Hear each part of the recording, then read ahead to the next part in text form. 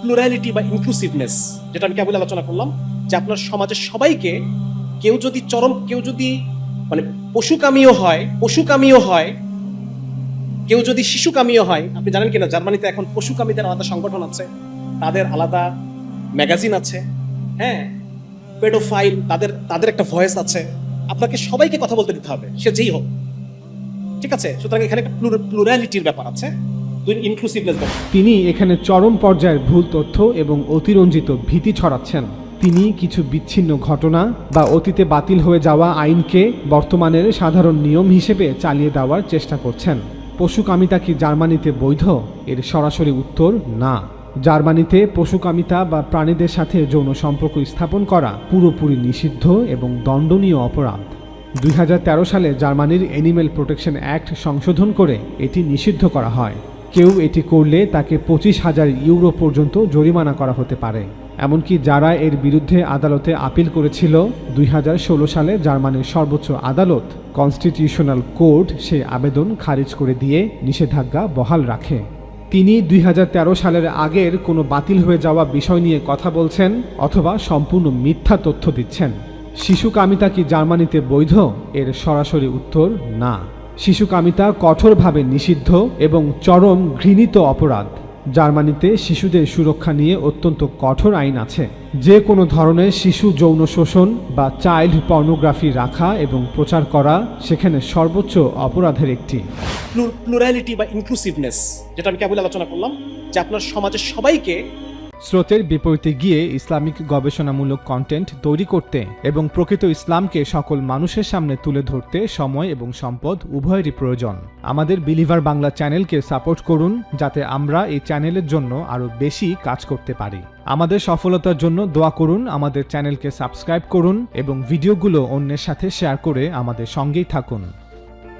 কেউ যদি মানে পশুকামীও হয়, কেউ যদি শিশুকামীও হয়। আপনি জানেন কিনা জার্মানিতে এখন পশুকামীদের আলাদা সংগঠন আছে, তাদের আলাদা ম্যাগাজিন আছে, হ্যাঁ, পেডোফাইল তাদের একটা ভয়েস আছে।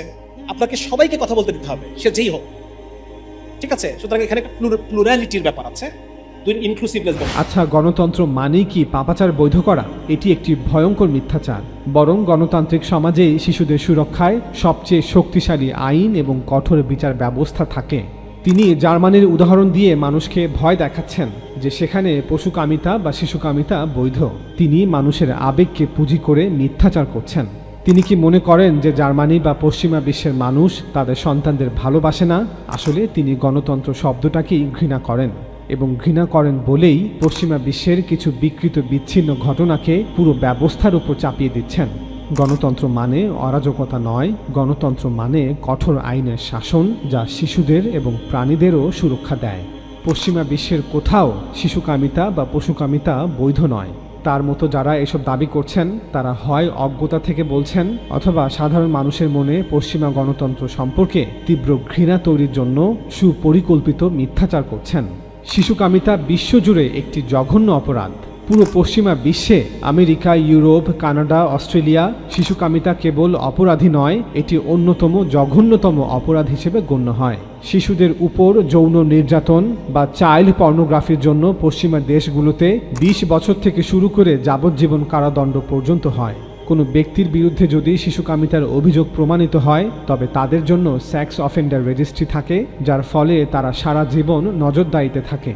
অনেকে কয়েক দশক আগের কিছু পুরনো আইনের দোহাই দেয়, যখন পশু অধিকার নিয়ে আলাদা কোনো আইন ছিল না। কিন্তু বর্তমান বাস্তবতা সম্পূর্ণ ভিন্ন। 2013 সাল থেকে পশুদের সাথে যৌন সম্পর্ক স্থাপন জার্মানিতে সরাসরি নিষিদ্ধ। আমেরিকার প্রায় প্রতিটি অঙ্গরাজ্যে এটি বর্তমানে দণ্ডনীয় অপরাধ। ইইউভুক্ত দেশগুলোতে পশু অধিকার আইন অত্যন্ত শক্তিশালী। সেখানে প্রাণীদের কষ্ট দেওয়া বা তাদের সাথে বিকৃত আচরণ করা কঠোরভাবে নিষিদ্ধ। তাহলে তিনি কেন এই কথাগুলো বলছেন?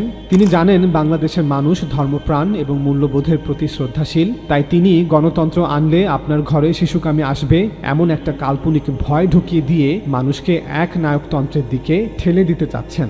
তিনি যে জার্মানি বা পশ্চিমা বিশ্বের ভয় দেখাচ্ছেন, সেই দেশগুলোতে শিশু এবং পশুদের অধিকার আমাদের দেশের চেয়েও অনেক গুণ বেশি সুরক্ষিত। সেখানে আপনি একটা বিড়ালকে লাথি দিলেও আপনার জেল হতে পারে, আর তিনি বলছেন সেখানে পশুকামিতা বৈধ।